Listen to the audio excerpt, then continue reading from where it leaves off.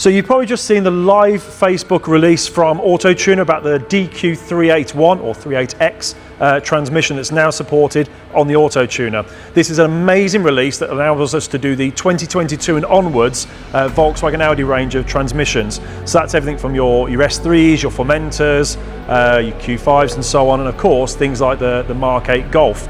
So with that in mind, with this brand new release, we've got our DSG cable. If you haven't, make sure you contact us to get the DSG cable or the full DSG set, because the ECU does need unlocking on the bench first. So that's with the bench cable. You don't need to take the transmission controller out. So connecting directly to the DSG plug, and then once it's unlocked, it's normal flashing through the OBD port. So Andy, you need that.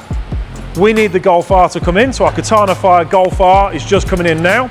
And Andy and Lee are going to get to work on this, getting the gearbox unlocked and getting away with the tuning on there. So thanks for watching. Remember, if you need an auto tuner, contact us, info@viezu.com. Call us 01789 774444 to add auto tuner to your toolkit.